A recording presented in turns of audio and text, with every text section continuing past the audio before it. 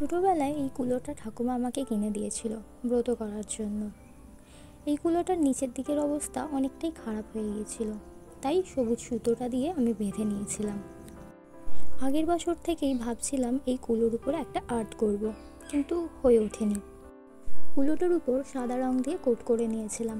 তারপর 3D effect আনার জন্য আমি ক্লের ব্যবহার করি এই কুলোতে। হোয়াইট গ্লুর সাহায্যে ক্লেটাকে বসিয়ে নিয়েছিলাম। তারপর একটা ছুঁচ ও একটা ছুরির সাহায্যে আমি ক্লেটাকে কেটে নিয়েছিলাম এবং একে ট্রেনের শেপ দিয়েছিলাম। তার উপর আমি আরেকটু ডিটেল অ্যাড করার চেষ্টা করেছিলাম, কিন্তু তেমন বিশেষভাবে সফল হইনি। এইভাবেই কুলোর উপর ক্লের কাজটা কমপ্লিট করি।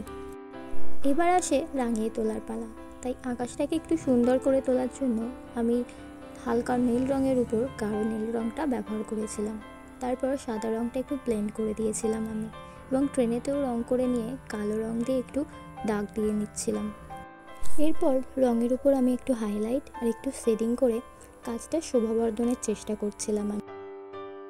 এইভাবেই কুলোর উপর রঙটা আমি সম্পূর্ণ করে নিই। এরপর কাপড়ের জন্য আমি ধুতির ব্যবহার করি এবং আঠার সাহায্যে ধুতিটাকে বসিয়ে নিই। এইভাবে মাপ করে করে কেটে নিয়ে ধুতিটাকে আমি বসিয়ে নিয়েছিলাম।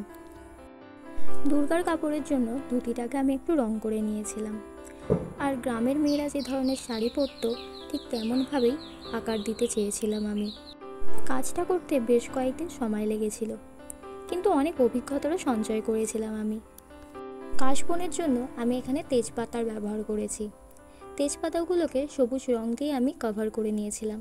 তারপর সরু সরু ঘাসের মতো আকার দিয়ে কেটে নিয়েছিলাম এবং এইভাবে আমি বসিয়ে নিয়েছিলাম কুলোর উপরে। কাশফুলের জন্য আমি ব্যবহার করেছি 3টে উপকরণ: এই সরু তার, আঠা এবং তুলো।